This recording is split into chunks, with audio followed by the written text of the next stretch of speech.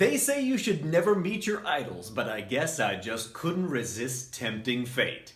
So I brought a woman I idolized for 15 years to the United States. And I did learn something in the process.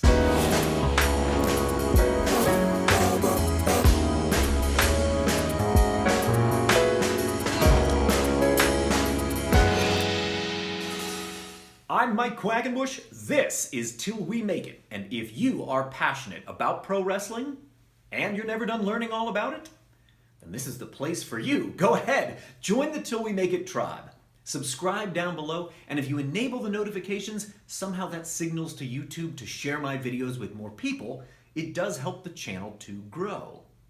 Today's video is part of my series, Icons and Insights, in which I share with you wisdom gleaned and lessons learned from pro wrestling superstars both past and present.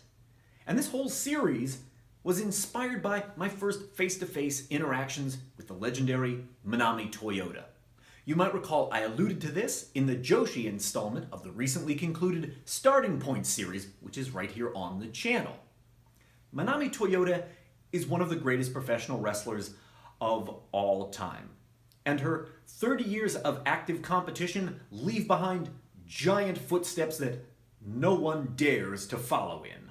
At her peak, Manami Toyota delivered matches of an unrivaled caliber, and most of us would be considered very lucky if we measured up favorably against her on even her very worst day. In my opinion, it might be another 30 years before there's another female professional wrestler worthy of being mentioned in the same breath as Manami Toyota. I myself have been in awe of Manami Toyota since I first saw one of her 1995 matches against Aja Kong. That's part of why I worked so hard to produce her US debut, finally succeeding in bringing her stateside back in 2010. And alongside the Man of 1,000 Holds Johnny Saint and Jushin Thunder Liger, there's no one I watch more of than the Flying Angel of Joshi, Manami Toyota. Sorry, Max. I have followed her career, studied her matches, and I hold her in the highest possible regard. But as you can imagine, placing someone you've never actually met in a position of such high esteem could be setting yourself up for disaster, right? Conventional wisdom tells us you should never meet your idols. They are destined to disappoint you. But to flip that pancake over for just a second, I've met Johnny Saint. I've wrestled him, and he's awesome. And I've met Jushin Liger. I've wrestled him, and he's awesome too. So in September of 2010, Manami Toyota came to Chikara, and she made her US debut in Baltimore, Maryland, wrestling against Daisy Hayes. The very next night, we all trekked up to New York to a modest-sized ballroom called the Warsaw. And sometimes it held wedding receptions, and other times it held stage productions. But for one night, it held a whole lot of wrestling fans, because we packed people in everywhere there was room to pack people, and then we packed in even a few more. That's because people came from all across the country to see Manami Toyota. The top star in all of Joshi was finally here. In New York, Toyota and I teamed together against Claudio Castagnoli and Sarah Del Rey. And if you know anything about anything, you already know who they are. It was Toyota's request that she face the top people in our organization. And she also seemed thrilled by the prospect of intergender wrestling. And I knew firsthand they don't come a whole lot finer than Sarah and Claudio, so I felt certain Toyota was going to be in good hands. I think it's worth mentioning here that at this point in her career, Toyota is right on the cusp of her 23rd anniversary as a pro, and she's got a resume that's got more 5-star matches and accolades than I could possibly remember. But her athletic prime, it could be said, was most likely in the mid-90s.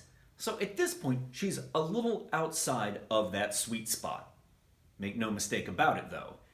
There was one reason why there was a line running for blocks up to the ticket window of the Warsaw. There was a very good reason why we were standing room only that night in New York. And that reason was Manami Toyota. Her star shone, and it shone very brightly. Just between you and me, During her time stateside, communication with Toyota was a bit challenging. I only speak beginner-level Japanese, and she was very reluctant to speak English. So when we had to communicate, we called on the services of a translator, but we didn't ask them to assist us just for the sake of making idle small talk. If something important needed to be conveyed, then, and only then, did we ask the translator to come over and assist us. And placing that aside for a second, a lot of communication in wrestling can be done without speaking. A gesture, a facial expression, those things can go a long way in communicating a thought or an idea. However, something so important to Toyota did come up, so much so that she asked the translator to come over and assist us. I think it bears mentioning here that at this stage of her career, if she wanted to, Toyota could have simply taken the night off. You know what I mean by that? Given her star power, she needn't dial it all the way up to 11 to blow the room away. The people that showed up at the Warsaw in New York that night were going to lose their minds no matter how much or how little she decided to show in the ring. And nevertheless, what was top of mind, what was so important she called the translator over as we were buttoning up our entrance gear, was this. She said, "Today, we must show the fans how hard we can work." That was her mantra. And that day, it became my mantra too. And it crystallized for me the reason I've always held her in the highest regard. Because her work ethic is expressed through the pride she takes in her craft. When you're Manami Toyota, there are no nights off. When I was coming up in the 90s, there was a pervasive attitude among the top American stars of the day that taking pride in your work wasn't cool. In fact, it made you dumb. And I often heard it expressed like this: "Don't be a mark for your own matches." Often what that meant was get a reaction, get out of the ring, get your pay, and get to the next town. And it doesn't matter if you left behind a match you would later be proud of or not. And to an extent, I do understand why wrestlers with exceptionally demanding tour schedules might espouse that particular philosophy. But to be plain about it, that philosophy never resonated with me. It was the work ethic of athletes like Manami Toyota that resonated with me, that turned me into an aficionado of hers, that inspired me then, just like it still inspires me now. And yes, I had adequate forewarning that I should never meet my idols for fear that they might somehow disappoint me. But in the final analysis, learning from and teaming with Manami Toyota proved to be one of the greatest honors of my life. If you've never seen Toyota and I tagging against Claudio and Sarah from the Warsaw in New York, well, leave a like before you go, and then I hope you enjoy it. Or if you're looking for an entry point into the wild world of Joshi, Japanese women's wrestling, I got a starting point for you right here.